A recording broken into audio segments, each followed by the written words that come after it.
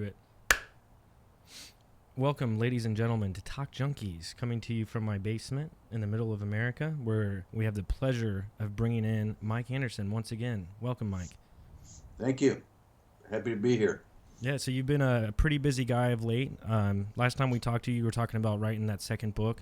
Yep. You had already wrote the book on the left, correct? Right. And you were going to write a book about the conservative side, but you've had a recent change? Yeah, I actually wrote 2/3 of the conservative gene book, which was the opposite position, or analyzing the opposite end of the political spectrum. But then I got interested in this whole tribal thing because it's current and it's severe and it's affecting the country, and I felt like that was more important to write about. So I'll eventually get back to the other book, but I wanted to do this first. So how long in the process of writing this book are you? I mean, do you have a release date for it? No later than mid-September. Oh, so So so quick. it's getting the final proofreading now, but it will be out soon. Very nice. So within the podcast, I know we're going to get a little bit into that, or maybe majority of it into that. Do you want to start from the beginning of where it all started and how it's affecting us today? Well, do you want to? I mean, you had some other topics you wanted to get into. We can either do those or we can do my book. It doesn't matter. You guys make the call. If you want to keep shedding light on what you were talking about before we got into the podcast with Trump and how he can't be bought, we can. I'm more than okay with going into that, but getting to the root of why we are here in this position now, I'm down with that as well. Okay. Well, the basic story is that you guys see this and live this every day like I do and everybody else does. So hopefully a lot of what I'll say will make sense in what your experience is. And I don't know how your political leanings are. I tend to be conservative. I would say economically, I'm more liberal in terms of social issues. I mean, I don't, maybe I don't agree with gay marriage, for example, but if you want to pass a law that says that people can get married, that gays can get married, that's fine with me. I mean, I don't have this overarching, Puritan point of view towards social issues. I mean, I think people are the way people are, and you have to deal with it. So. But the issue with tribalism basically is that, people, and some of this goes to conversations we've had before. Human beings existed in bands originally, bands of 50 to 100 people, and then later on they formed tribes. And tribes are basically groups of bands, and meaning larger group of people who come together for a military purpose, to protect themselves from attacks by other bands. So that's kind of like, human history. So when we talk about being tribal, we talk about when people get very uncomfortable. What has happened is Americans have become uncomfortable with the operation of the country as a whole, the changes in society, and so they revert to tribalism. And right now we have a left tribe and a right tribe, and they're in bitter opposition to each other. And of course, there are people in the middle who are not tribal. But the critical impact for the country is that the Congress has become tribal. Politicians aren't ideologues. They get their ideas from the people, and they behave according to the way that they think the people want them to behave because they want to get reelected. So we have the left and we have the right in opposition. And what's happened since about 1985, around there, 1980, whatever, the Congress started to become more polarized. So there used to be like right-leaning Democrats and left-leaning Republicans. So there was a space in the middle for compromise. And all those the people, the officials with those opinions or those ideologies are all gone. So the only ones left are the ones at the extreme. So we have extreme left, extreme right. That's why we have, roadblocks to government functioning. Nothing's getting done. Nothing's basically got done since Obama got elected.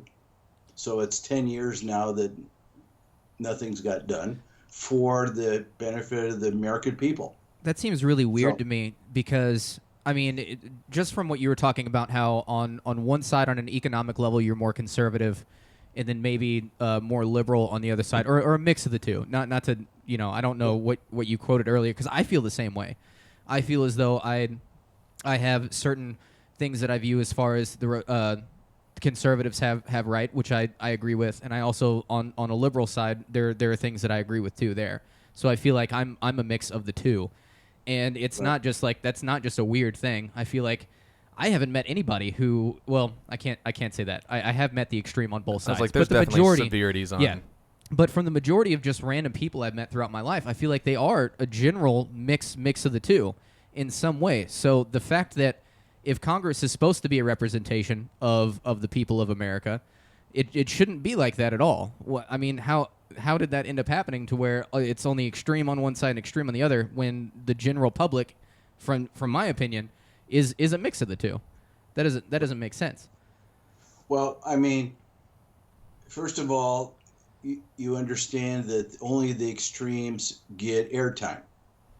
So the media loves to broadcast controversy at either end. There's no controversy in the middle. That's so stupid. No, but it's how it works. Oh, man. It's always the vocal minority But is you're what gets absolutely brought right. up. Now that I think about it, because news is all about drama, and Well, and the news organization's making money. So they make money by audience share, and audience share is dictated by controversy. So there's that. But the traditional news media has moved more left than it was before. And I think tribalism started before Trump, but he exacerbates tribalism because, first of all, the left. Well, first of all, when he announced he was going to run for president, he was ridiculed and laughed at, and he'll never accomplish anything. He'll never even be nominated. He's going to be a joke if he gets on a stage with real politicians because he's not a politician. So, but he did that, and he got he beat off 14 other opponents, and then he was nominated, and they thought, well, this will be easy. Hillary will win, all that stuff, and he won. So, but they don't. I mean, as a businessman, I have some things. There's some things about Trump that I like. I mean, I think, for example, this is on the news every day. We have done a very poor job of setting up trade agreements around the world. We basically just bend over and agree to everything, and to the disadvantage of our people. Lost jobs, globalism, jobs go overseas, people here lose their jobs. And that's the way it's been. And not fair. I mean, a trivial example of this is if you look at NATO, every NATO member is supposed to give 7% of their GDP or 2%, I forget what the number is. Most of them don't give anything. And we fund the thing. Why should that be right? I mean, why do we have to be the Army and the Navy and the Air Force for the rest of the world? I mean, because that's our people's money that gets used for that.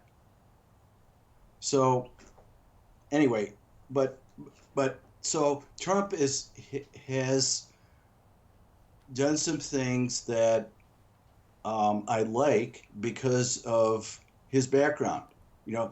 I don't think lawyers make good presidents. I think a businessman, not that businessmen do, but he's one of the rare cases of a businessman being president. He knows about stuff like infrastructure and building things and projects that make money and get done right and all that stuff. And so, he's a wheeler dealer on trade and all that. And I think that will lead to some positive results. I'm kind of concerned about some of the stuff with China because if it drags on, it hurts some parts of our economy. That's not a good thing. I mean, And he'll have to be accountable for that. it's been hitting like the stock market pretty hard. That's the tariffs Yep. and everything have really affected the whole Yep. the Dow Jones and Yep. Well, I mean, Yep. at this point in the overall world, in general, all the economies are kind of tied together in some way. Yep. I mean, you can't. which is why when you do the tariffs and stuff, it is going to affect stuff pretty drastically. Right, but I don't want to dwell on Trump. The point was that he doesn't fit the image a lot of the left has for what a president should be. He's too unpresidential, and they don't like that.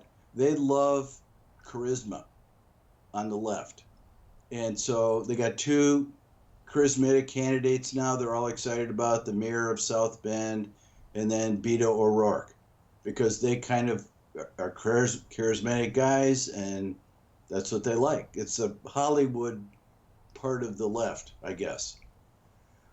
Anyway, so they don't like Trump. They hate him, and that exacerbated the tribalism because they're dedicated to taking him down no matter what it takes. And they don't care how it impacts the country. So if we spend 4 years on impeachment and nothing gets done, that's what our supporters want us to do, because they want us to get rid of him and take power. Which, if I'm not mistaken, they've actually point of view. they've taken proceedings right now to actually start impeachment. Is what I've heard actually in the past few days. Right. But of course, it can't go anywhere. They're doing it because they're being pressured by their supporters. They're the people that finance their campaigns. So you were saying that Trump isn't really towards the tribalism aspect of who we are as a nation? Well, no, I think he makes it worse because of the way he attacks. I mean, and I understand that. I don't like his tweeting, but I understand why he does it, because if the media will not give him a voice, he's going to give himself a voice. Right? So that's just the way he is. So he's going to tell it like it is so that he could communicate directly to the American people. That's how he got elected. Well, so he's just using that technique. And he is trying to pass an executive order to where he would break up the big tech companies to where they can't censor people on the right side anymore. Because anyone who has a voice, it's mainly on the left. Those are the people that get heard the most. And we truly are getting censored as a conservative side. Not saying I'm conservative, but that's just what it kind of seems like. Well, no, you're absolutely right. If a conservative researcher or author or faculty person goes to give a speech at a university, they get shouted down. I mean, you guys have seen that. It happened at Berkeley. It happened several other places. Even comedians. Yeah, absolutely. Oh yeah, the comedians. There's been a ton of comedians who said they're going to stop playing at colleges. It's and stuff. very, very liberal. That's a very liberal sector of our society is colleges, for sure. Yep, Because they won the culture war. It's not cool to be a young person and be a conservative. That's Right. that's what it comes down to. But the odd thing about that, and you guys aren't old enough to have experienced this, but in the 60s, when the Vietnam War protests and everything were going on, the left was crying for freedom of speech. Now they suppress freedom of speech, which is a crazy paradox. So it's an odd thing. I've actually said that before about how I grew up. My family is very conservative. Mm-hmm. And I grew up in a very conservative home, very Christian home, and I ended up establishing some of my own viewpoints that were more liberal. And I would almost say in my, I don't know, maybe in my early 20s, like I was 20 years old or whatever.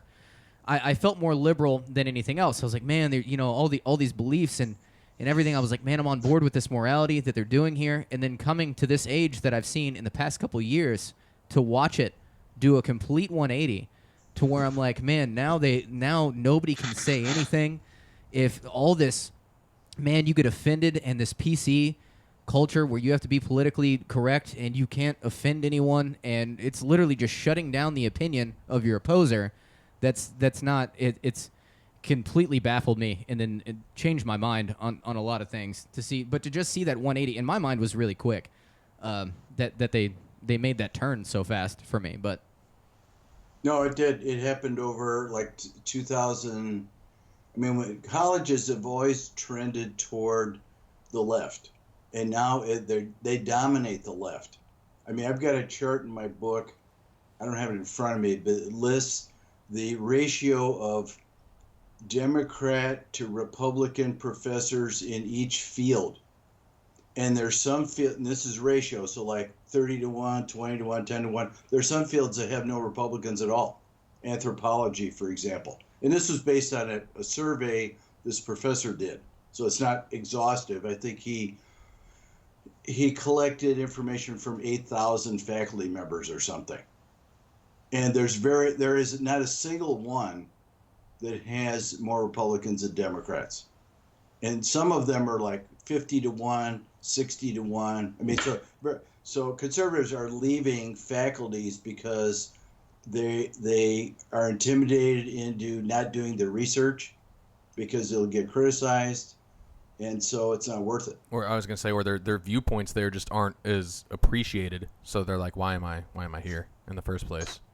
Right. So if tribalism started in ancient Mesopotamia, is that where you're headed in your book at the early chapters? Well, no, I don't have any ancient history in the new book. It starts with the Enlightenment, which is in 1650.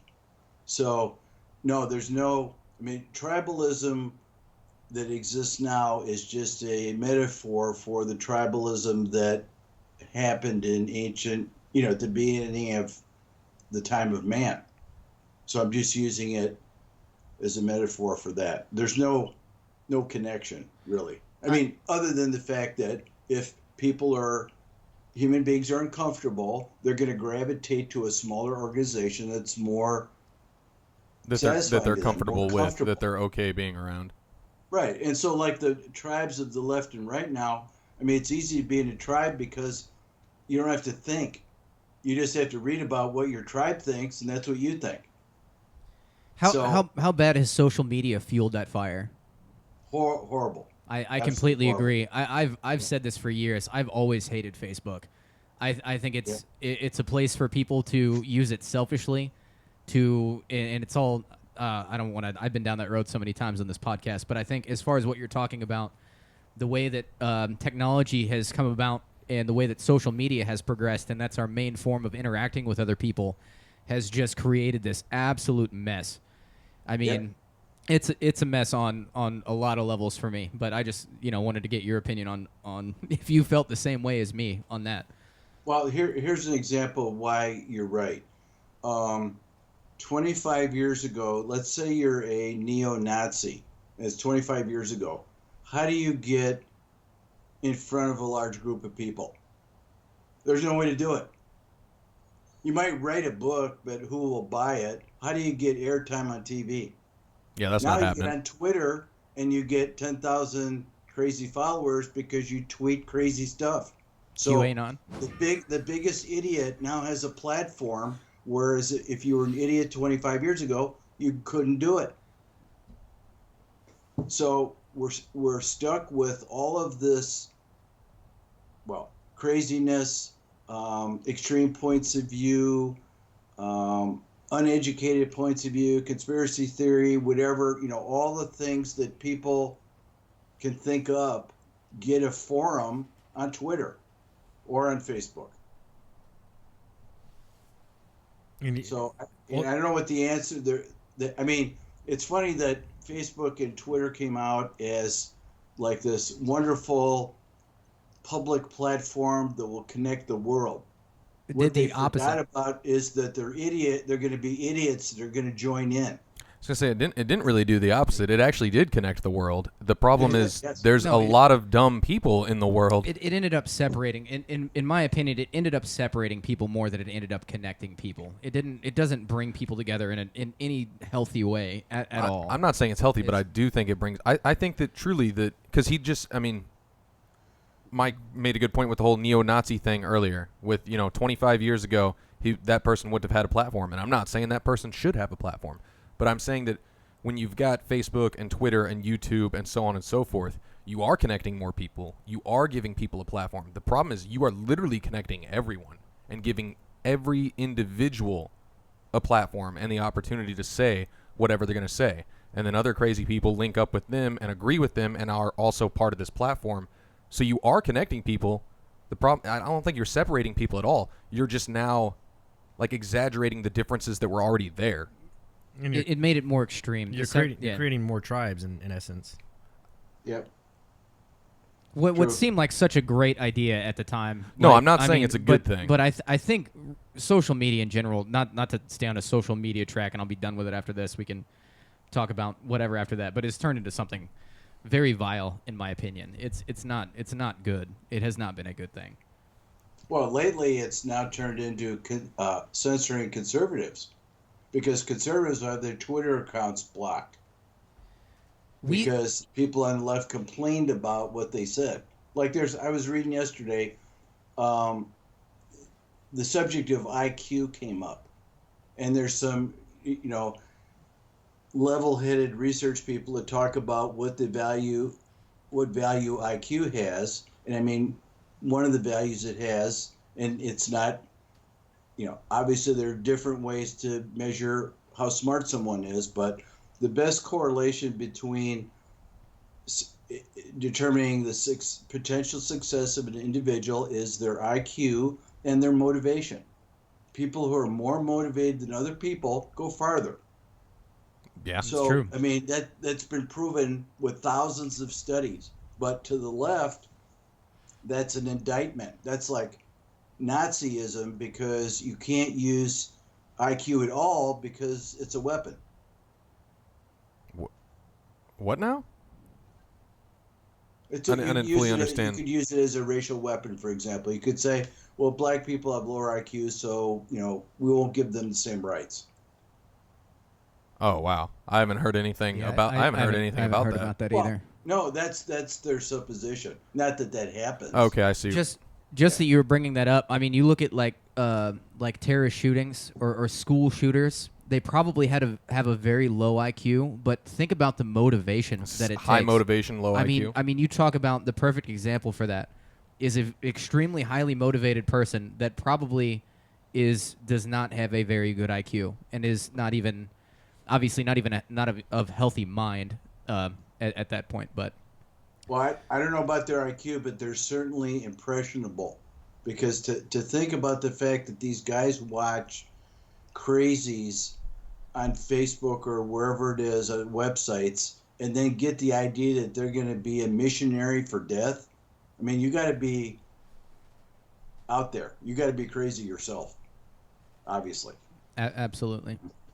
So what's the goal of this new book? I'm just curious. Well, just to educate the American people about tribalism, where it came from, what it's about, and to think about trying to do something about it. I will say I'm surprised that like when Paul originally told me about this, I was actually super psyched for this topic in general. But is it mostly just about the left and right, which is I never even thought about it, but that's the biggest tribe there is the left and right. That's the biggest division. But when I originally heard about this topic, I was very much thinking like smaller scale. You have this division of like you've got pro-abortion, anti-abortion, pro-gun, anti-gun, which deals with the left and right, but then you also get to some older stuff that we were dealing with like 6 years ago, which was like the Black Lives Matter. You also have Blue Lives Matter for the police and all these different things that are dividing us. You have friends and family that I have an uncle that I barely know him, but I do see his stuff on Facebook, and he is very hard. His beliefs are very much the opposite of mine, but I see that stuff pop up all the time, and a lot of his things are very, in my opinion, bigoted and so on and so forth. And it just seems like he's a part of that different tribe than I am almost. Me looking at it on Facebook divides us even farther apart, even though if we were in person, realistically, I wouldn't ever talk about those things with him, and he wouldn't talk about those with me. We would be at a barbecue talking about football. So are there like subsets of tribes now to where it's divided even farther now, and everyone's You're right. And I was going to send you guys, I don't know if you can look at email during the podcast. If not, I'll send this after. But I have a chart in the book that basically it has the tribes being the right and left, and it has the sub-tribes of each. So on the left, you have African Americans, gays. On the right, you have religious people, because the left doesn't tend to be religious, and feminists are on the left. So the left has a group of, I mean, you guys know the term identity politics, of identity groups that are all on the left. You know, the right has small town people, conservatives, capitalists, people who favor the military. I mean, you guys see this all day, every day. You know how Americans divide themselves. But these subclasses are within each of the tribes, or sub-tribes, if you call it. But like abortion, I mean, the right tends to be anti-abortion because of its religious. There are more religious people on the right. The left tends to be pro-abortion because of feminist influence. And I mean, it's gone completely crazy. I'm sure you guys have noticed. On the right, they're passing laws to, if there's a fetal heartbeat, you can't have an abortion. Like 6 or 7 states have just passed that recently. On the left, they're passing laws that the baby, one day before the baby's born, you can abort it. Yeah, that's the problem. I think it's got so extreme on both sides when there should be a middle ground there for, and I'm not just talking about abortion here. I mean, there should be a middle ground there for everything. I have a lot of very left views when it comes to a lot of things, and I have a lot of very right views when it comes to a lot of things. When it deals with money and stuff like that, I'm a lot more on the right. When it deals with, like, I don't know, I'm not real big on the whole, a lot of people are like, oh man, go back to blah, blah, blah if you believe in Allah, even though Allah is just a different word for God, and you're just not educated enough to know that, so on and so forth. But I don't know. My point is, I got views on both sides, which everybody does for the most part. But that leans me more towards the middle, as where you have these extremes. Like you said, there's a big difference between saying that you can abort a kid one day before he's born, and then at the same time being like, oh, man, as soon as you, like, 30 minutes after sex, like, no, you can't have an abortion. Right. We should really talk about guns because of all the gun stuff. As it talked about tribal, except in that case, the NRA is so powerful, neither party can oppose them. It's crazy. I mean, how can we not? And I'm pretty left on, maybe I'm moderate, but I'm certainly not conservative on gun control. How can we not pass a law that says mentally ill people can't own a gun? That is not a law. Seems like it should be. And people would argue that and be like, oh, but the Constitution says it's their right because of our Constitution. The Constitution doesn't really say that. If you read the Second Amendment, no, I'm not saying it does. I'm just throwing out the the argument that those people would give. But see, that it's funny because the NRA takes the same position that conservative religious people do about the Bible. They say if you start analyzing and questioning things in the Bible, you might as well throw it away because you either have to accept it or not. The NRA says if you take one little tiny piece away from our right to own and use firearms, it's going to lead to all these other things happening. You're eventually going to take all our guns away. Well, for instance, Mike, I'm a little bit different on this side, and no means am I trying to start any sort of argument or anything, but let's say you're trying to seek help, and this was a story of a police officer, a retired police officer in New York or New Jersey, one of the two, and he wanted to go seek mental help just for, something. I don't know what it was, but he saw a therapist.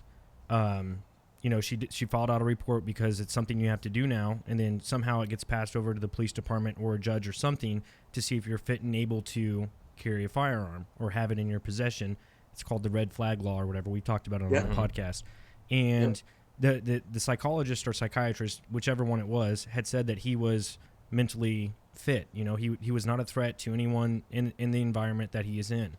And not even the next day or a week or so later, The police came to his house, a retired police officer, and they confiscated his guns. Well, that's their fault then, because that wouldn't have anything to do with the. Like we were Mike was saying, there's not a law right now to prevent you from, if you're mentally ill. That law wouldn't change that because she said that he's perfectly fit. Right, but they still took his guns anyway. So what I'm saying is, if people who are mentally unstable wouldn't even want to seek out help to try and find out what the root problem is anyways, and then not only that, they're going to take your guns away in the meantime. Well, I don't understand why they did that, because it seems illegal that they took them away. He had to sue to get his guns back. Ultimately, what had happened. You're talking about a very much an outlier on the stat sheet here. You know what I mean? I'm just saying, specifically, people for mental health, it would be hard for them to contact that help if they're afraid that their weapons are going to get taken away. It's just one of those small things. If somebody's high risk for suicide, should you be able to sell them a gun if they've been diagnosed with a high risk of suicide? Do you believe? I was asking Paul. I know I keep forgetting Mike. You can't see eye contact here. I'm looking at Paul over here. How do you feel about that? I mean, how do you know that they're high risk for suicide? If you know that they've tried to kill themselves before, then for sure, yeah. I mean, I wouldn't. I mean, but there's. You don't think they need to be limited in some way? I don't want to go. We down don't need. Yeah, I'm sorry. If that's we're good not discussion doing, though. Good time. I mean, that's not to bring up arguments just about that one, but we can keep talking more general here. But no, but I mean the gun control thing is a very useful example of the tribes, because the left wants to blame all this stuff on Trump. He's inciting people to violence and all that kind of stuff, but they forget the data. I mean, an awful lot of these guns used in these killings were purchased legally. There wasn't anything that was going to stop that. And when this really comes down to the nub of it is, how do you predict antisocial behavior without any evidence? A kid's in his room, he's on the computer 10 hours a night or all night or something like that, and he's watching, Nazi propaganda or something like that, and his parents don't know what he's doing. And I mean, a lot of times the parents are shocked when this happens. How could you have a system to find that? I mean, they're talking about now the FBI is going to watch people's Facebook or something. I'm sure they're doing that already. Yeah, but you can't. You're not going to be able to see it. There's no good. This is a difficult. This is a difficult. If there would have been an answer to this that was somebody hit it spot on, that was the right answer, we would have heard it by now. This has been mulled over by many intelligent minds. Especially, you're not going to fix this on a government side of laws. Aren't going to fix any of this either way. I'm saying the banning or the complete allowance of laws aren't going to fix that. It comes back to. I'm pretty sure it was actually.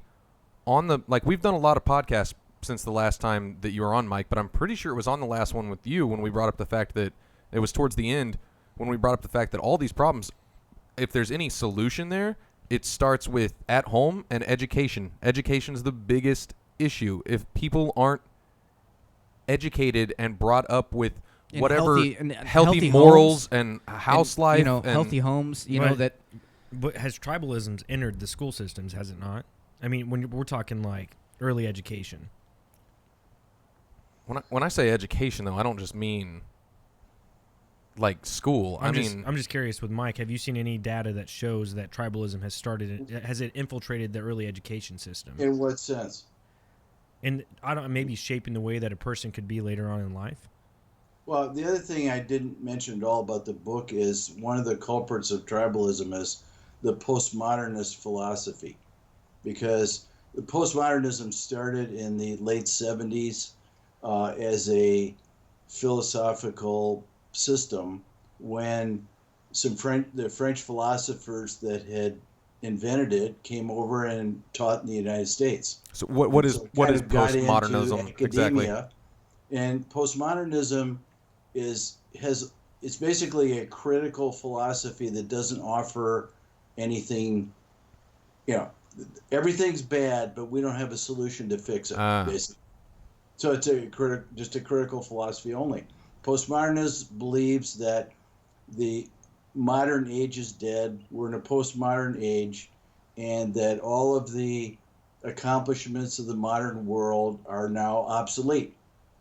And so things like they talk about, there's a term called grand narratives of the Western world, like that we're going to continue to do medical research and find a cure to all diseases, and that's a goal. That's a grand narrative. Or that democracy can evolve and become a system with more equality, or that it can eliminate poverty. They say that not all of that is dead. There is no the only, and you read about this stuff on the media, that all knowledge is power, and truth is whoever has power tells the truth and makes the truth. So the truth isn't like the result of different points of view and data that are put together to draw a conclusion. They maintain that the truth is, and this sort of this like old white man government or white supremacist whole thing comes from. Because since white men have dominated the Western civilization since the Enlightenment, then they caused all the problems. So we need to get rid of them and get other people in control. But the truth is, human beings in general are just flawed, and maybe that's part of human life is not knowing everything. Yeah, but I agree with a tiny bit of that, where there is some, unfortunately, when higher up powers talk about what is true, there's a good amount of people who put that as fact and believe them. Well, there's no question there's abuse. You're right, but to blame, I mean, I would not like blame it all on a race or a certain tribe or whatever, and say that we need to get them out and get someone new in. But I would say there is a little bit there, a small amount there, of you put people in power and give them a platform to talk about whatever, and people will believe them when they say, yeah, no, spaghetti noodles should be blue instead of tan colored. Like, no, you're right. I'm not disputing that at all. So, but I mean, I always laugh at the term white privilege, because if there was really white privilege, how come, 30% of the whites are poorer than any black person? And I'm making up those numbers, but of all the poor people in the United States, of which I think it's 11% are below the poverty level, 80% are whites. So I mean, if white privilege means whites get everything, then how come they're at the bottom? I don't think it's so much. I think media wants a lot of people to think that it's race based and it's so race separated, when it's much more of a pay. Like, look at where the money's going.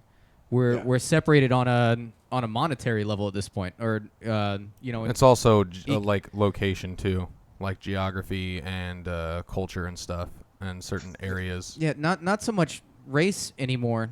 It's who's born into money. Like if you think about who has advantage here, it has nothing to do with race compared to, you could be white and born in a trailer. But if you're black and born like as Obama's son, like chances are you have all the advantage there. Like, right, but it's based on who you know and how much money is in the family. Yeah, but with like what Mike's in talking comparison to race, the leftists came out basically in a lot of news networks again, like we've talked about earlier, and they're saying that white supremacy and white privilege is causing. They said basically they're saying the white man is the problem in America today, is the narrative they're pushing, and that they're the main people behind all these attacks and stuff like that. That's what they're pushing right now. Isn't that racist within itself? Yeah. That's but funny. See, that's really funny to me.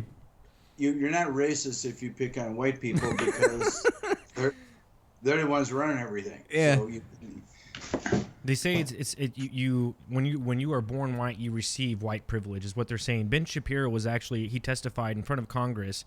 I don't know if he was testifying, but he was being questioned by a congresswoman, and she brought up white privilege, and he actually, I mean, you would have to watch the clip, but he destroyed her on how there's a lot of common sense that debates against the idea of white privilege. I was going to say, it depends on your idea of it as well, because, like, am I any better off because I was born white than black simply because of the color of my skin? I don't believe so. Was I born in a better area than some other people were? Probably yes. Was I born in a worse area than other people were? Probably yes. It's so there is. I mean, you guys have already hit on the key things, which is like, what were your parents like? Were your parents successful? Did they communicate the importance of you becoming successful when you were a kid? Did they Hardworking, moral finance ethics. your education to help you get farther in life? Did they keep you safe? Were you born in a safe neighborhood? I mean, those things all matter, like you guys have pointed out. Because for someone to go from the ghetto to Harvard is a hell of a lot farther. And that's it's a tougher fewer challenge of them to do that because they got a lot more to fight against to get there. Is there a way out of tribalism, Mike? Is there a way out? Or is it just something that we are so susceptible to as human beings? Is there a way for us to push out of this egg of tribalism? That's the last chapter of the book. First of all, I want to say that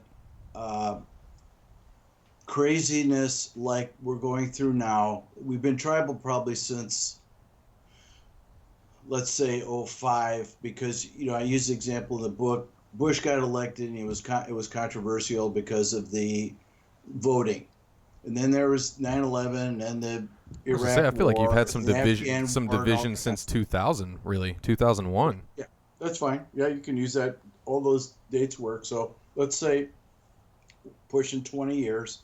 There have been other 20-year periods in our country's history where a particular issue like this has existed. I mean, I've got a little section of the book talking about slavery. Slavery was a huge tribal thing, because when you look at the Constitutional Convention, the states from the South said, if you ban slavery in the Constitution, we're walking out and you got no country. So the delegates from the North had to try to come up with some way of satisfying them, short of banning slavery. So they put two things in the Constitution: the 3/5 voting. So African American people in the South counted as three. It took 5 votes to be 3 people, because otherwise they would have got a greater representation than they should have. And then the second thing was to ban slave importing 20 years after the Constitution was signed. So it turned out to be 1808. So, but they never solved the problem because they couldn't. So we were kind of doomed to have a civil war sooner or later, because as we started adding states, and the states were in the North, they were non-slave states. So the states in the South looked at that and said, we're getting more and more outnumbered. And they also were advocating states' rights, which is the federal government can't tell us how to live our lives and all that. And it eventually boiled up into the Civil War. So tribe against tribe, slave states against non-slave states. I feel like it's always going to be like that. To answer, I mean, I know you asked Mike Paul, but I think that we'll never get rid of tribalism. I think that's been around for so long that and hierarchies people in general always have differences. But what you're saying is that there are points in our history where we've disconnected ourselves from the tribalism aspect, at least for a short period of time, to advance. I mean, because it seems like you're saying in specific times you see tribalism take over more prevalent than other. I mean, I don't know what other way we would act. I don't know other terms for it, but is that accurate? Well, I mean, let me talk a little about the end of the book, because you guys could think of this as well as me, but the things that could happen potentially are, first of all, it exhausts itself. Because if the tribes ever looked at themselves in the mirror and thought about how they're ruining the country to fight over this stuff, it's ridiculous. While China takes over the world while we're arguing like this, because they don't have a democracy, so they don't have any public opinion. Doesn't care to them, doesn't matter to them. So hopefully it exhausts itself and people realize how dumb it is. There could be some large event like 9/11, which would instantly bring the whole country together. Tribalism would be gone. Not forever, obviously, but that would caused a very large anti-tribal reaction because it's the country, like Pearl Harbor is an example.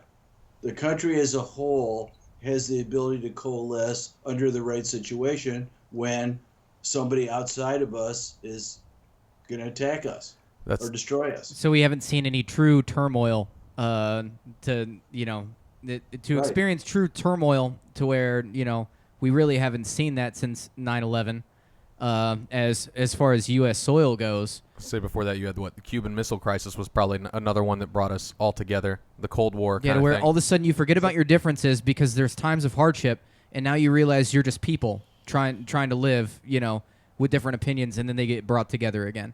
That's sad that's what it takes. That really is. I mean, that's a frightening. That's a frightening. You know what's real sad though is even though I see that side of what you're saying. That's just a little depressing. There's still tribalism though. That's the sad part. You're just talking within our country. You're talking about our country coming together.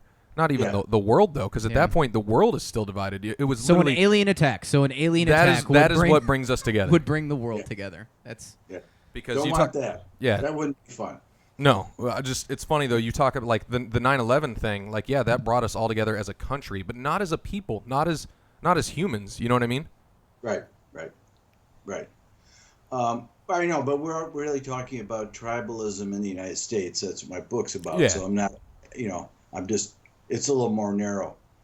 The other thing that could happen that I hope happens is that bridges are made between the opposition. If people, I don't know how you guys interact with your friends and family and stuff like that, but people on the left don't talk to people on the right now. If you go to a party and you find out somebody has a certain opinion and it isn't yours, you don't talk to them. Or you get beat up. So gone are the days where you can, have an intelligent conversation and agree to disagree.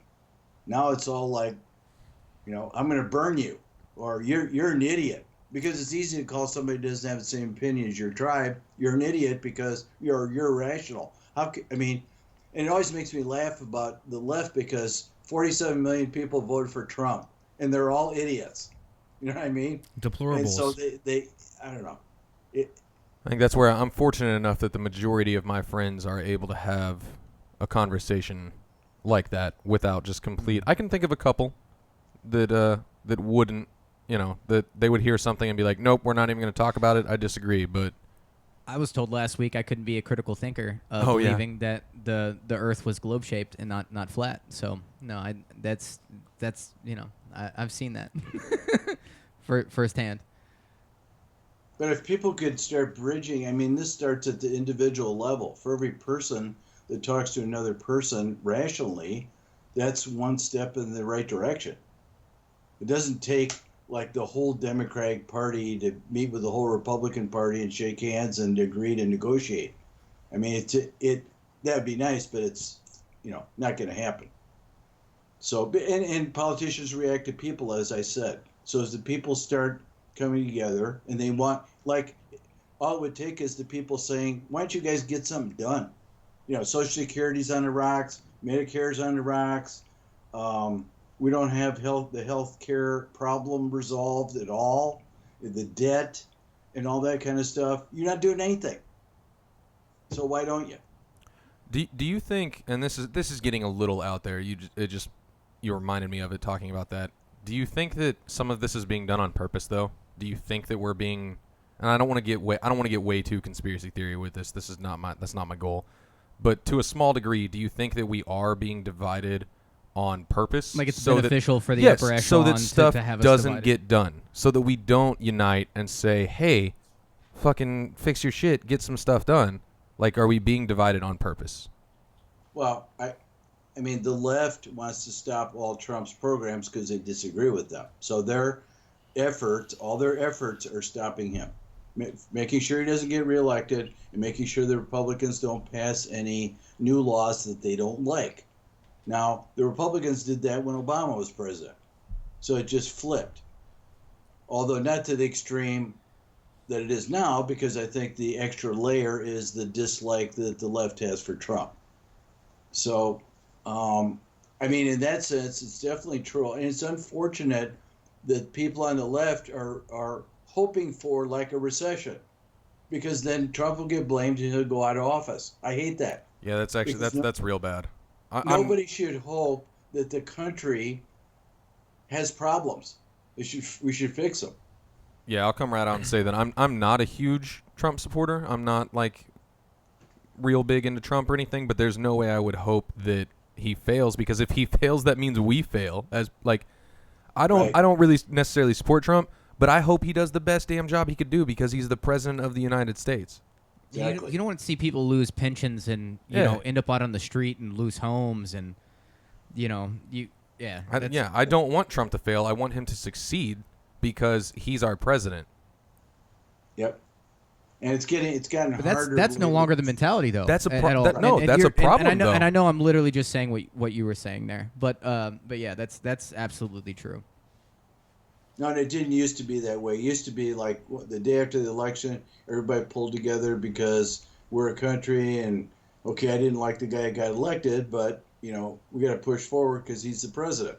See, I don't remember those days. I'm only 28. I remember my parents taking me to see George Bush whenever he was running for his first term. It was at Lee's Summit West High School here in Missouri, and I actually watched him speak. And that was, I mean, he was only talked about as being like hated. I never remember a time to where, oh, it didn't, whoever got voted in, and now the other side supports him. That's in my lifetime. I've never seen that. I have no memory of that. No, me being no, 28. I think you're right. I don't think it has been. It goes back farther than that. I was going to say, because you saw the same thing with Obama. It was the opposite end. Yeah, It was the it just conservatives. switches. It just switches every time. I've never seen it in my lifetime to where a Republican gets voted in, and then the liberals will be like, okay, now he's the president. We need to make do. And vice with, versa. Yeah, we didn't win, but or vice versa. Either way, I've never once seen that in my life, and that is really sad now that I think about it. I've never even had to process that information because that's just what I've acclimated to, or just known my entire life. Is, oh man, this guy got voted in. Man, the other side is just going to hate him and fight him the whole way. That's all I've ever seen my entire life. I think it's gotten to a point where tribalism is getting progressively more intense, is what it seems like to me. Yep. Each and every, like exactly what you guys were just describing. It's just But progressively. each election gets worse and worse. Yeah, it's getting worse to the point, Mike, that anytime you turn on CNN or MSNBC or mainstream media minus Fox, and I'm not saying I'm a fan of Fox News in any way, shape, or form, but I think that they report more true and honest reporting. I mean, doesn't mean I'm a conservative. They're just more conservative. Yeah, and not even that. What I'm saying is literally the left, all they do is just try and demonize and attack Trump. Like you said, what are we trying to get done as a country? What are we trying to improve upon ourselves as a society and continue this strong sense of Western world beliefs? And we're not doing that. All we're doing is demonizing the person who's allegedly in control of our country, making decisions for us. And it's frustrating. I think tribalism has legitimately taken over and gotten to its peak worseness. How do you guys feel about immigration? We should talk about that because that's another hot topic. That's tribal. I was going to say Jesse just stepped away to go to the restroom too, but he'll jump right back Yeah. in. But I mean, I would think, Mike, that in most countries have a border, right? Yeah. Well, I mean, I'm amazed that the left wants open borders, and so I think it's now. Why would they want that? Maybe because they'll get more votes if they let more people in and they lean left, I guess, or that's more people to influence, because it can't be good when you just let people come across the border by the thousands, and then you have to figure out a way for them to live. And I mean, it's our expense, Right. and it's not. I mean, there should be a path to citizenship, and you should follow that path. I was going to say there should still be, because, I mean, at the end of the day, that's part of what this country was, I won't say founded on, but that's part of the beginning of this country is the whole, I mean, there's that, I don't remember the exact word for word saying, but the whole thing with the Statue of Liberty and the whole give me your tired, give me your poor, Yeah. give me your weak, so on and so forth. I'm not saying open borders, but I am saying there is a degree where you can't completely say, oh, no more, we're full up. It doesn't work like that. That's not what No. our country is, and that's not what we've No. ever been about. No. But there should be proper procedure there to, I mean, I pay taxes, you should pay taxes too. You know what I mean?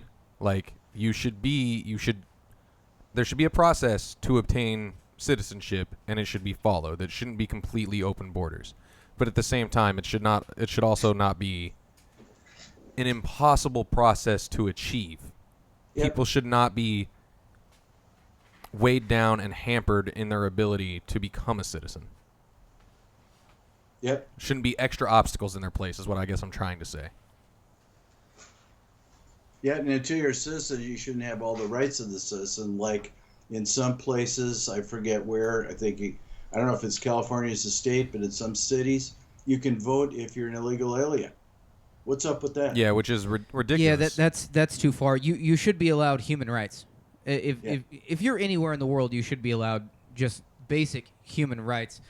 As far as being able to be involved in any kind of government fashion, No. absolutely not. Yeah.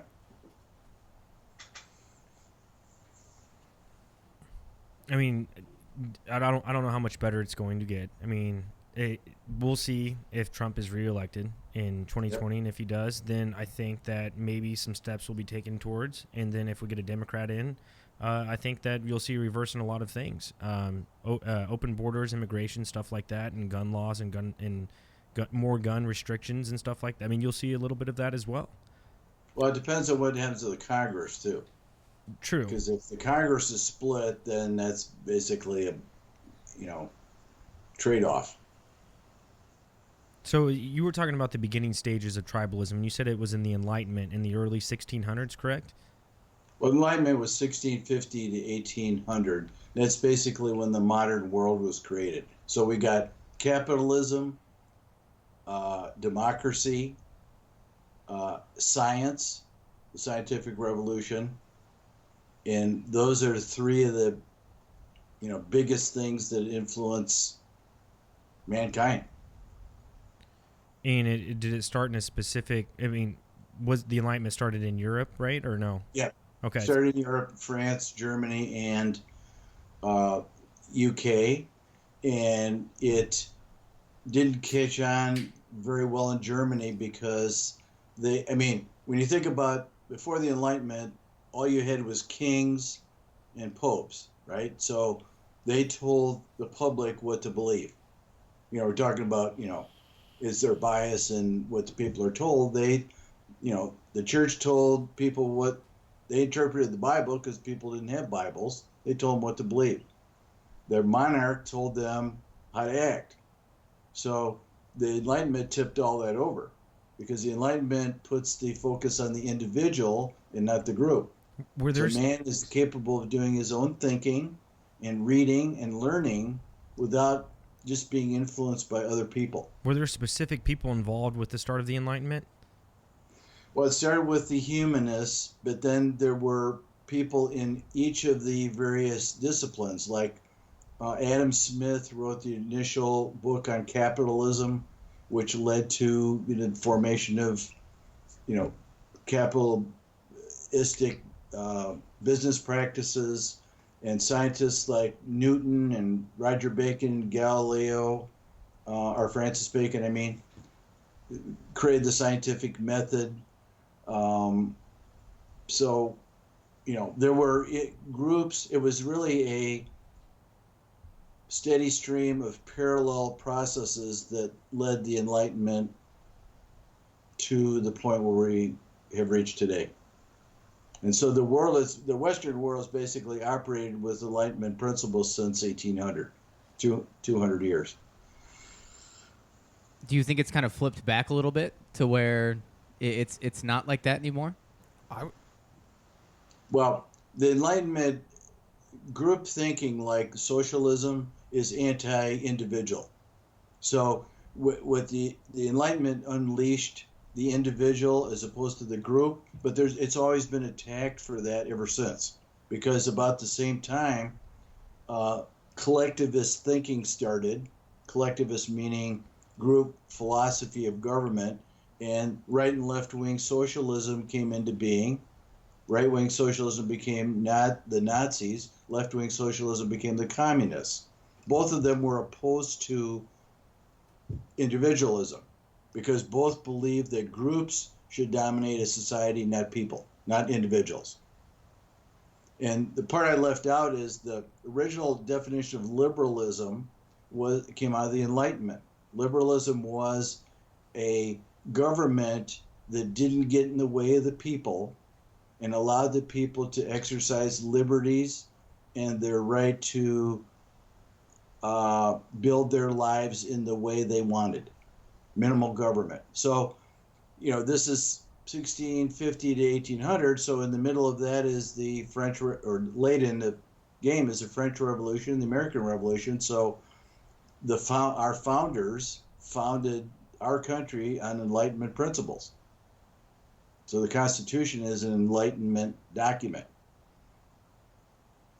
That's some deep stuff. See, I was going to say, Jesse, when you asked, have we flipped back the other way, and this is a very uneducated opinion I'm about to give, but I don't think we've flipped back the other way. I think, if anything, we've almost went too far, and I wouldn't use the word enlightenment because enlightenment is a positive word, but I think we've went farther in that direction with individuality and so on and so forth, that you're getting to the point where you have individuals who become parts of little groups. Yes, there's still a group mentality there, but these individuals are outside of the social norm of what's best for everybody. You've got people who are like, I self-identify as a cat, so you have to know that I'm a cat now.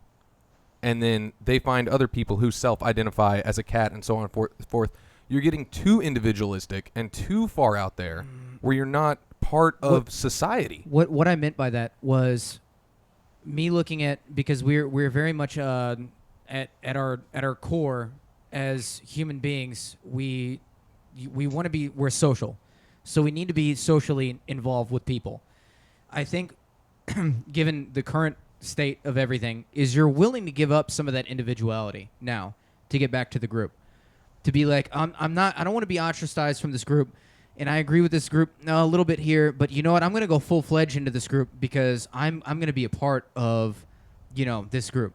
As to where it's weird to be an individual. Like, you have to be in a group now, and I might sound like an absolute idiot right now. No, I get that. You have to be part of it. You have to be part of a group now.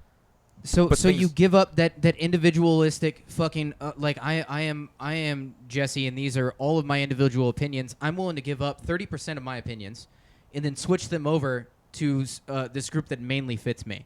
That way, I can at least be a part of this group over here, and then I adopt their thought process and their belief system or whatever it is, just to be able to fit within this group and this social sector.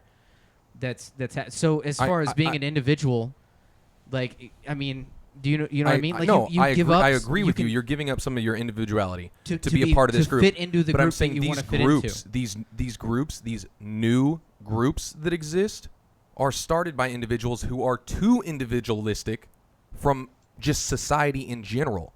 They're breaking themselves off of just what is the quote-unquote norm. Mm-hmm. Have you guys heard of the word of intersectionalism? No. It's kind of a new term now, but you can look it up and read about it. It's, carrying group identity to the extreme, because you had, African Americans and women and gays, for example, as groups. Then the left started saying, well, you're not just a gay person, you may be a gay woman. So intersectionality is cutting group membership down by the components of the individual. The problem with that is, if you cut enough, you end up with the individual, because everybody is unique. Yeah. If you say, how much college did you have? Are you male or female? Are you gay or straight? What state did you were you born in? Where do you live? What's your economic status? What kind of job you have? Was your house blue or white? Yeah. So it's the craziness of, ideology comes out of ideas that become dogma, and you're stuck with it. You're stuck in your own box. That's why, the postmodernists were opposed to like feminism and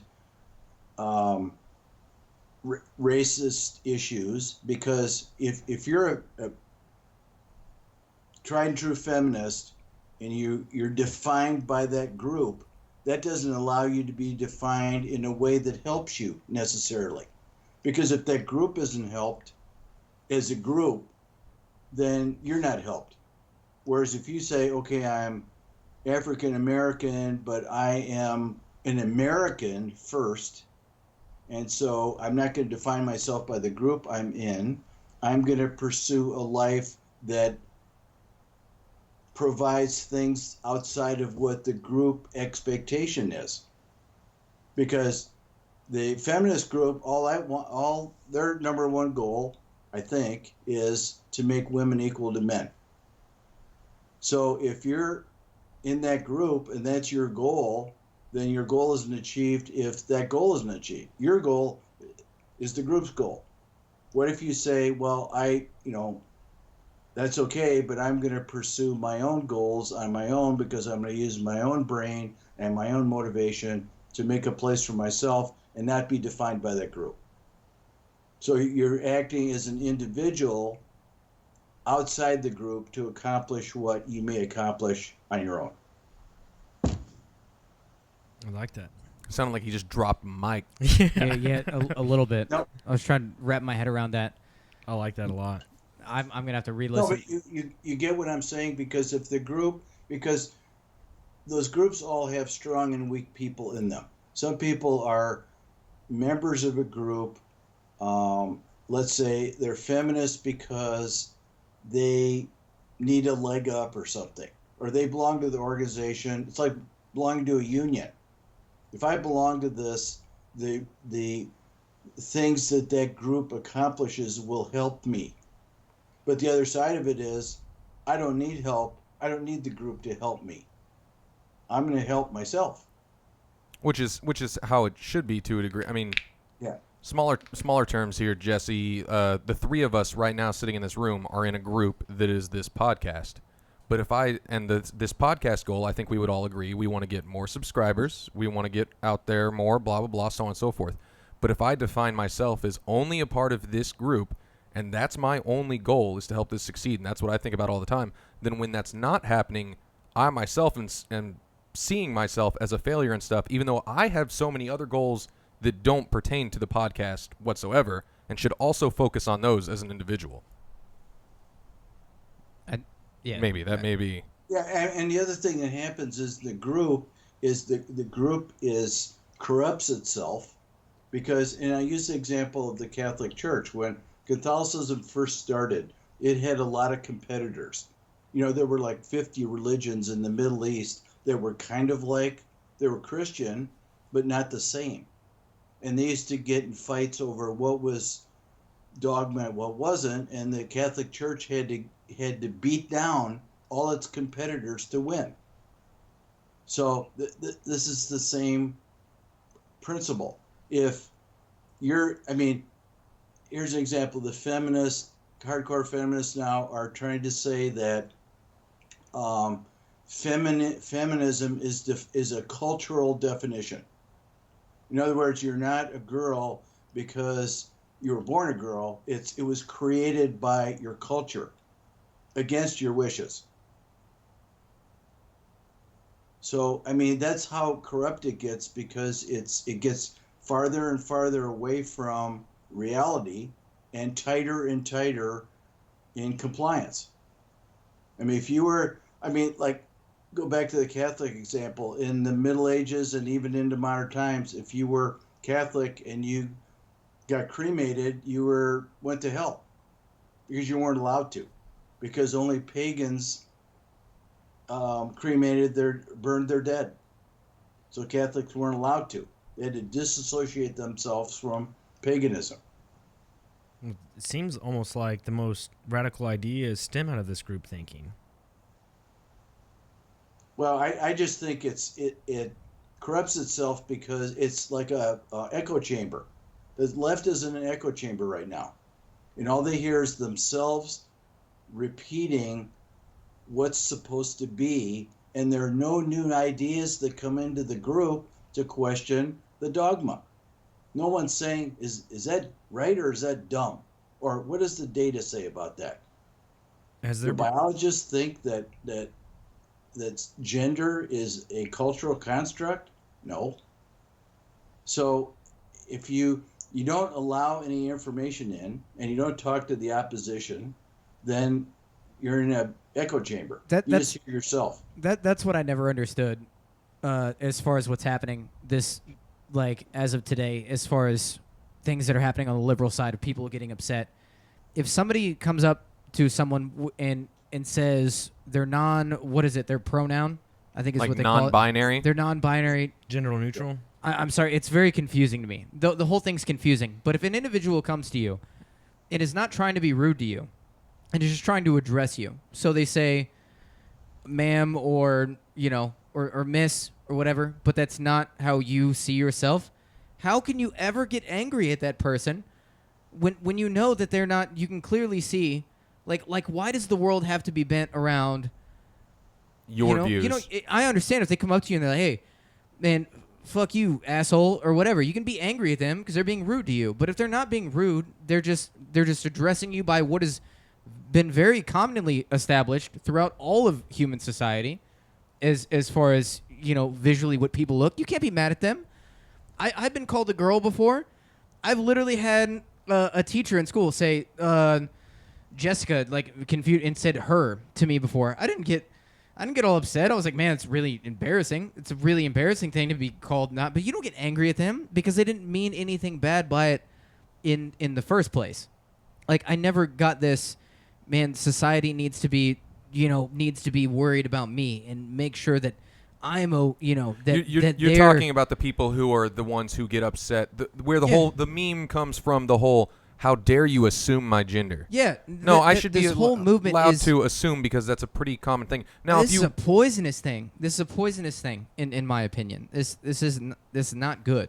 It's not. I'm very much gay rights. I believe in gay marriage. I think if people care about each other, I mean, it's not affecting me at all. They should be able to do that. I'm not a big religious person, so I don't see as long as you're not hurting anybody else. You're not hurting anybody else. Go ahead and do it. But this whole thing to where society needs to be warped to, man, I'm offended, even though they didn't mean any offense to you. They're literally just being polite, a polite person to you. Why are you being upset at them right now? Why are you being upset at them? Why does all of a sudden society need to be bent around your thing when that's never... First of all, that's not even a problem. People never starved to death or went to war over it, or I don't know. Well, I might be crazy there. It doesn't make sense to me. Yeah, what you're pointing out is that when individuals interact with other individuals, these things get handled correctly. If I see a person and I'm not sure if they're male or female, then I'll try to figure it out or be polite about it. The problem is the people running the Rainbow Coalition or whatever, who are trying to define their sense of self-worth by recognition by the government or society. We have to have all these new terms because that defines us. And of course, then there's the thing about, we're way too, you talked about politically correct earlier. As a nation, we've become way too sensitive about everything. Absolutely. This whole thing about everybody in Little League gets a trophy is the dumbest thing in the world. Yeah. People have to learn pain and experience pain in order to be adults. And so if you're coddled in college and you graduate and you can't make a decision because somebody made it for you, you're not well off. Whose idea was participation trophies anyways? That's such a dumb... Yeah. I think what you're describing is how the left became the left right now. Well, this is the left that, okay, because like I brought up earlier in the podcast that I was like, I grew up very conservative, and then I found as I was growing up, becoming myself as an individual, felt very liberal in a lot of things, and I agreed with a lot of liberal things. Richard Dawkins, I was reading, some viewpoints on atheism because I grew up in an extremely religious home. I wanted to see the other side of it. And there was a lot of things that I took away from that were meaningful to me, and I was like, man, this is... And I, adopted a lot of those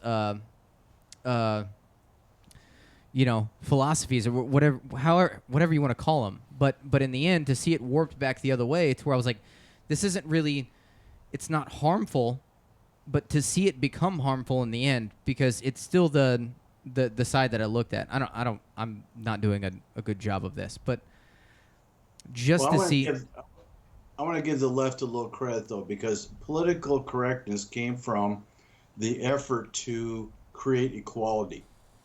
Because if you're politically correct, then you're going to recognize the value of the other groups.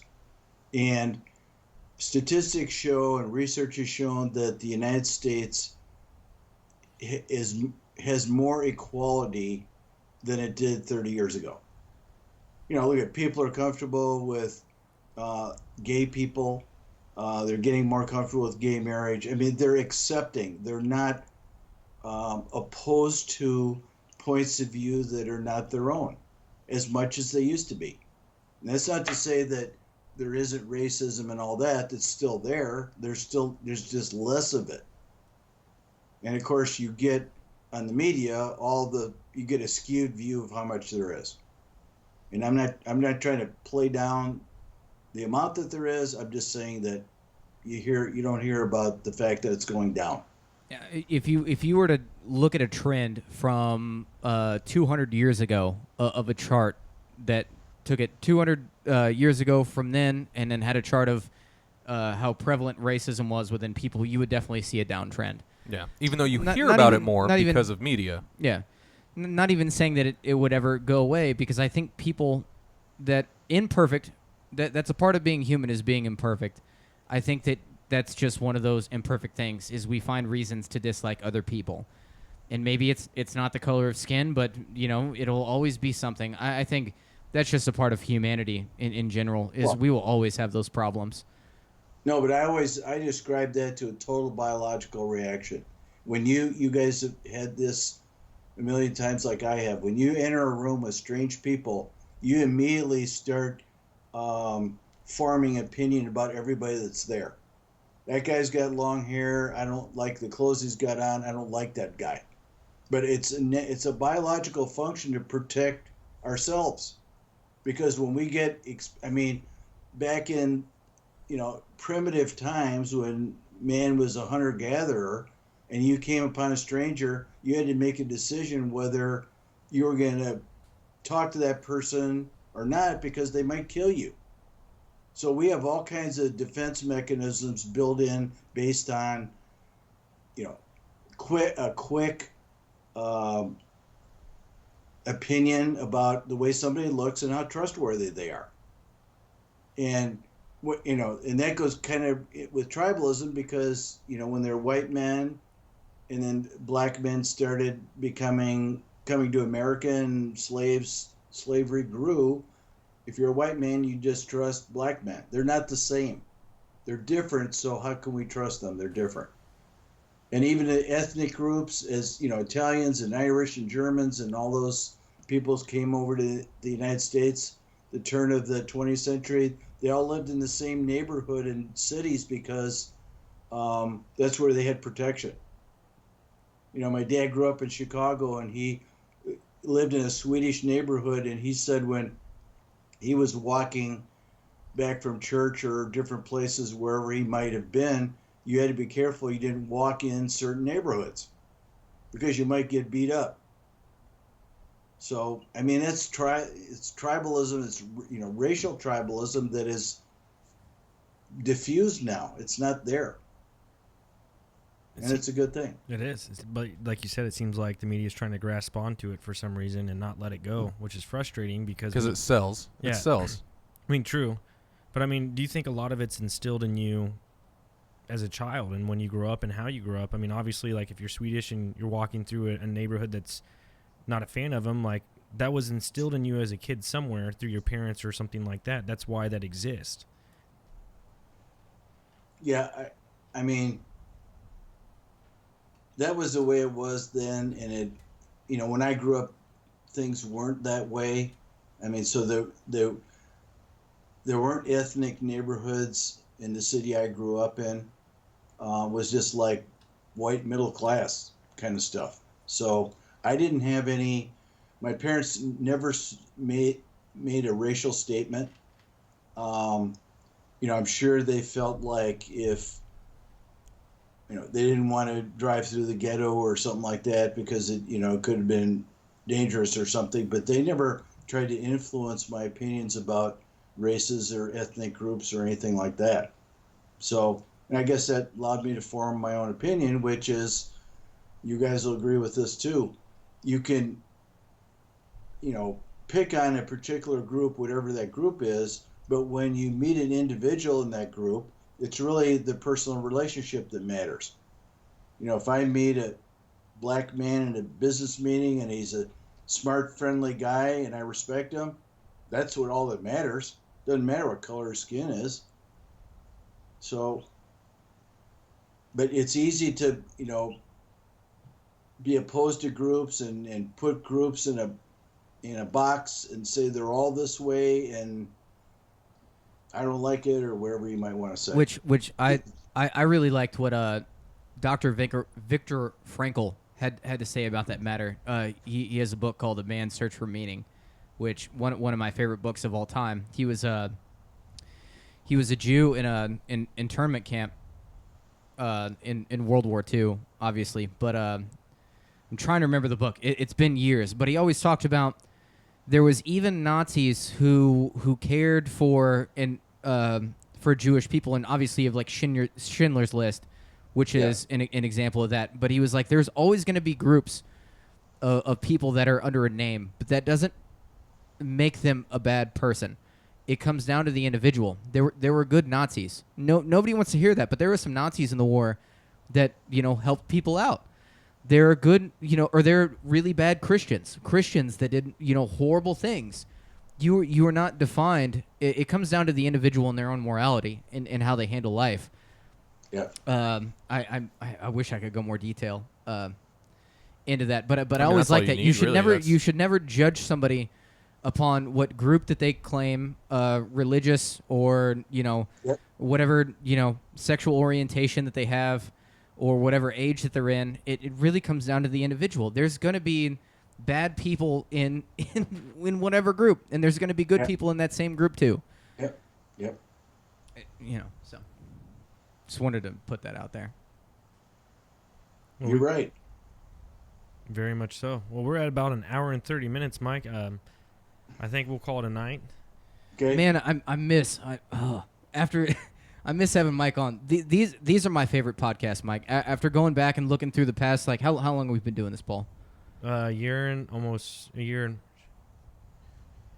5 months. Yeah, almost a year and a half, man. Mike, you are my favorite person to have on, and I do not say that to everybody. Trust me, you are my absolute favorite. The gears get turning in my brain whenever you come on. I love the podcast that we have every time you come on. If I could have you on every week, man, that would be I'd be fine with that. I'd be perfectly fine with it.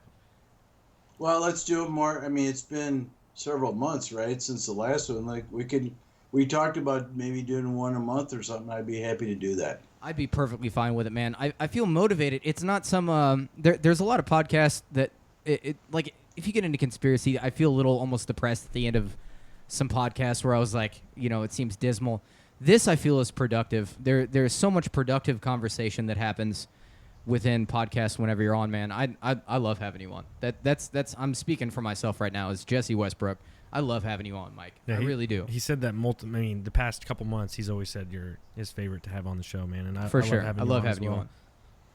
Well, and I try to think like an academic. I mean, everybody's entitled to their own opinion. It's interesting to hear what you guys think. I mean, I worry about whether my own opinions are stifled because it's very important to have your opinions critiqued, and you have to expose yourself to other people. That's why I want to know how people react to my books when they read them, because I want to communicate, and I don't want to be biased.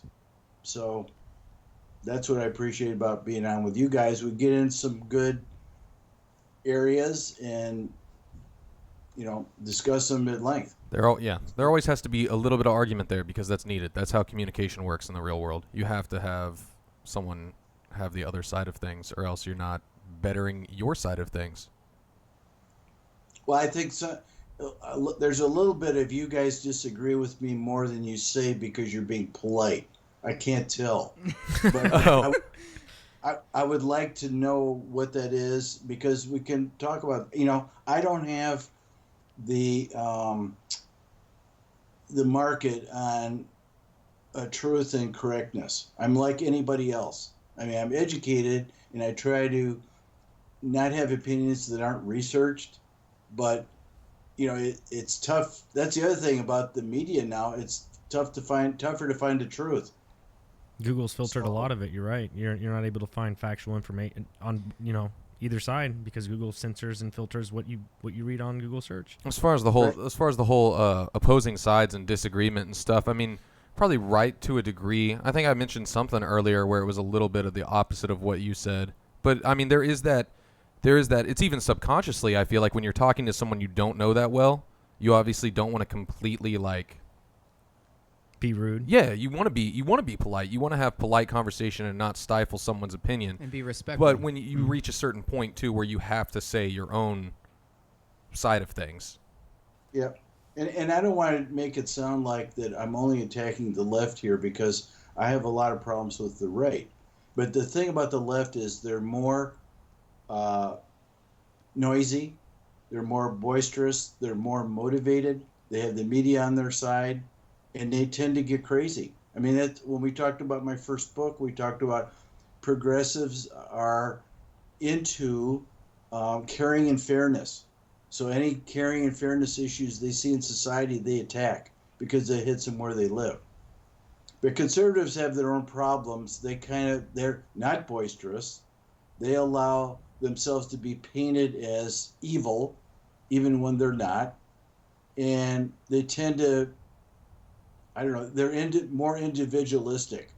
They don't believe in groups. So if, I made a career for myself and I'm doing well, then I'm all set and I don't have to worry about anybody else.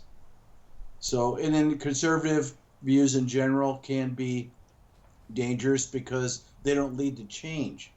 You have to have change because mankind changes and people change.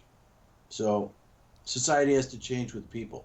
Absolutely. That was well said. I think our society is also the reason you hear a lot more about it in the media, and the reason that the left is so loud right now, so on and so forth, is because that is what our media and society in general has determined as hot topics. You know what I mean?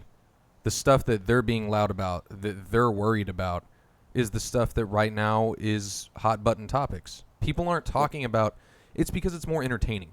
People don't talk about the boring stuff. People don't talk about the tariffs and China and so on and so forth. You don't hear the left talking about that because it's way more interesting to talk about dead babies. Yep, and I wanted to make one other point that we never got to, which is interesting, and that is the corruption of terms, like the way Trump is called a racist all the time now. They've completely changed the definition. A racist is a person who has a goal of destroying another race, for example. I don't know if that's the perfect definition, but that's what it used to be. Now it's anybody who is opposed to anything that a black man believes or something. I mean, you know what I mean? If Trump, I don't know, you guys probably read the article where he talked about those 4 congresswomen, the squad, that they should go back to their country. Remember, her name was called. Oh, I know. Yeah, I know what you're talking about. Yeah. AOC was one. I think she has no country. She's not like that. But the congresswoman from Minnesota has been kind of anti-American in a lot of things she said, and he said, "Go back to your country," and he was accused of being a racist. He said, "Go back to your country and fix it, and then come Instead back of here and fixing tell us here, what we need to do." So everything's taken out of context, but well, that's what the media does in general, anyways. Yeah, everybody takes whatever they can out of context and that's on both sides. That's the right and the left will take things out of context to show their point of view. But I mean, Just happens more with the left right now. Word racism now has no meaning because it's super broad between its original definition and any use that somebody wants to put it to. So it's like crying wolf. You know, I mean, you use cry wolf 1,000 times and nobody pays attention. Pretty soon racism won't mean anything. It'll just bounce off people because it has no meaning. Even when there is actual racism taking place. Yeah, it dilutes the significance of the real case. You're right. All right. Well, it's always nice chatting with you, Mike. We'll set it up again in a couple weeks. I'll give you an email, and we'll set something up. We'll get some other topics to talk about. And like you said, we can even go into the right and the issues that they have as well. That way people don't think we're biased towards the left. You know what I'm saying, after this podcast. But there was a lot of light that we shed on tonight. And I look forward to doing another one with you here in a couple weeks. So do you have a title for the book? The new one? Yeah. Yeah, Tribalism, the Curse of the 21st Century. Gotcha. And you're looking at sometime in September, hopefully. Yeah. That's what's up. I mean, we're slowly growing our subscriber base, Mike. We're up to 350 people now, and I know Johnny doesn't like me bringing up the number. Yeah, so it's slowly happening. It's like double. I thought last time was 180 or something. Yeah. So it's slowly happening, and they don't like the fact that either way, it's happening. It's going to be good, man. And whenever you get that book out, we're going to advertise on our channel to make sure as many people, reach out to you and get your book and read what you have to say. All right. Appreciate it. Thanks, guys. Thanks for coming on, Mike. Thanks, Mike. Always, man. You're my favorite, Mike. You're my boy, Blue. Oh, there you have it, ladies and gentlemen. Mike Anderson joins the show again. Pretty solid podcast. They're my favorite. I love talking to Mike. They're absolutely my favorite. I mean, as far as relevance, and I always get something. I always take away something new. Some I didn't hear before. Mike is a very. I just like how he blew me away in the first one, because I won't lie, and I don't know if Mike's gonna come back and watch this or listen to this, but I'm not afraid to say this on here. The very first time we had him on, I remember before having Mike on, I was very worried. Yeah, I remember talking to Jesse in the car and I was like, I don't know this guy. I've looked up some of his stuff. He sounds smart, but it sounds a little dull, so on and so forth. And then after having him on, I remember leaving the podcast that night and talking to Jesse outside, talking to you two outside and stuff, and it was great.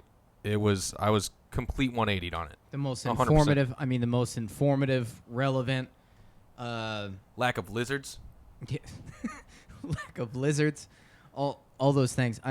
Mike has been by far, I think, as far as informative goes, as relevant to our society and the picture of what we're dealing with here. I think people need to hear.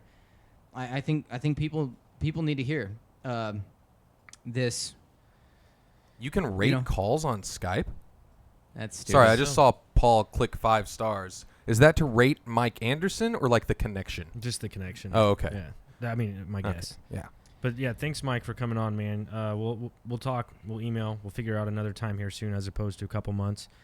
Hit the subscribe button. Hit the bell notification. Share this video to all our junkies out there. Stay fly and ring the bell.